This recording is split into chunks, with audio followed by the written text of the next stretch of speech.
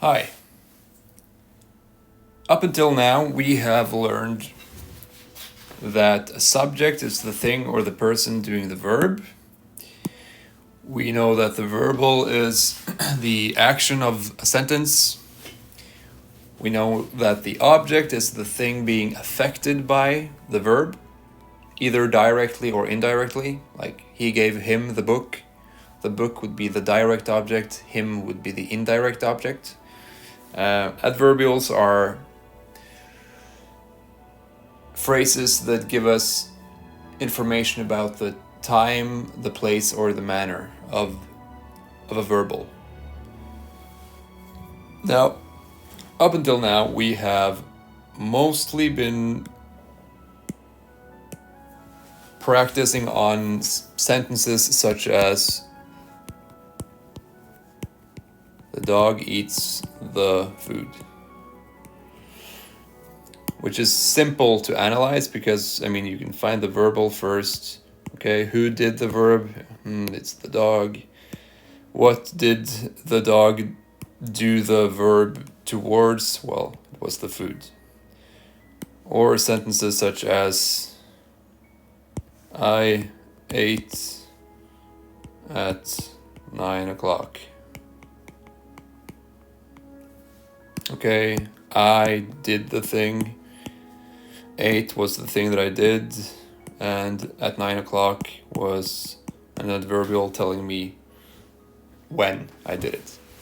Now, this is all well and good because, these sentences are easy to analyze because they aren't complicated at all. They are, in terms of sheer word count, they are not complex at all. And in terms of the amounts of phrases included in them, they are also extremely simple. Now, the problem is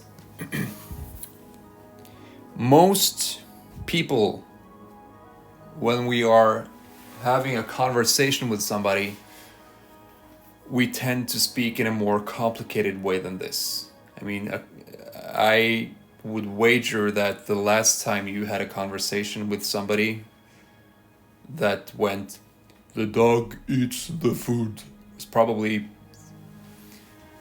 before you learned how to speak properly. Or, I ate at 9 o'clock is not too bad. That is an actual sentence that might be uttered. The point that I'm trying to make here is many sentences tend to be complicated, complex sentences consisting of large subjects or large objects being affected by some sort of complicated tense conjugated verbal. Now, I will dabble in this complexity today and just show you some examples. Okay, let's start with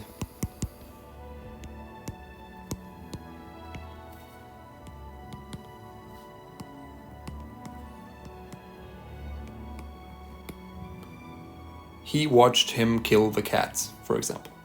Okay, let's start by finding the verbal. That's always a good idea. Watched is there, and then you also have kill. Okay, so this should sound the alarm in your head and just give you this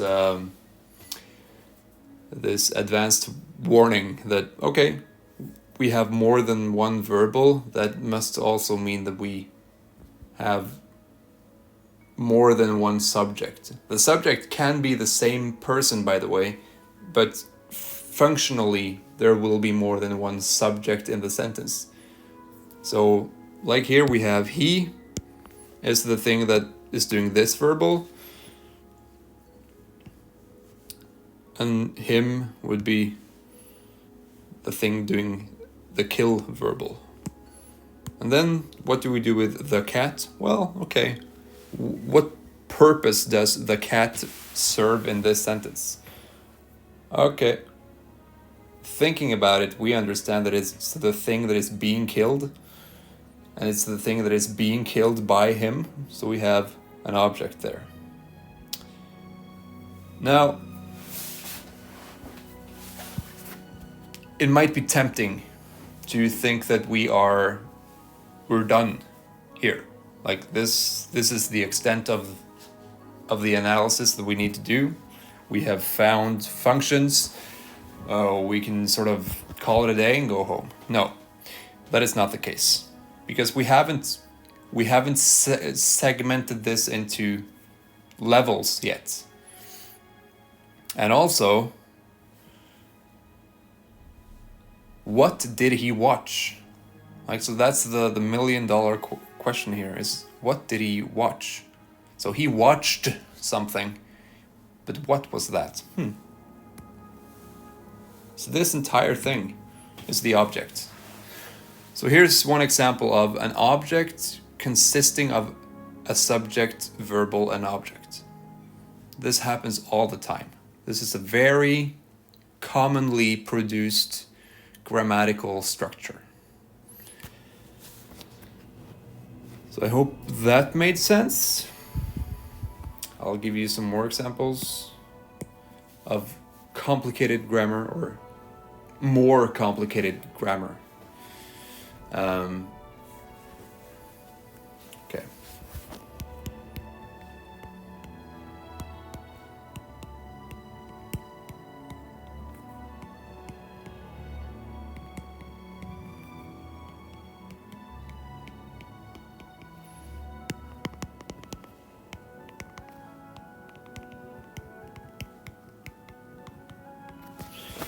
The house that was burning intensely fell by nightfall.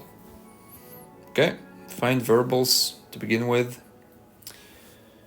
Was burning and fell. Okay, let's try to find the subjects for these verbals. Well, to begin with, it has to be this, right? The house that. And we have a relative pronoun here, that. Just group that in together with the noun phrase. It can sometimes be a noun phrase of its own and a subject of its own. But here, for this purpose, just accept that it is part of the subject. Intensely tells us something about the manner in which the burning happened. That's an adverbial. Okay, and by nightfall, I guess that would be again an adverbial. So here comes sort of the magic trick. Just like when I did the large blue circle here, that was sort of the prestige of that magic trick. Here, the prestige of the magic trick would be, wow, look at that, huh? But here we have the house that was burning intensely is the subject for the verbal fell. And by nightfall tells us when the house that was burning intensely fell. Okay, so here we have a subject verbal adverbial phrase inside of a subject, which again functions as the subject for a verbal being modified by an adverbial phrase. It looks messy, probably, but it's... Hopefully, I've explained it well enough to where you can sort of understand at least that subjects and objects and adverbial phrases can consist of entire sentences of their own.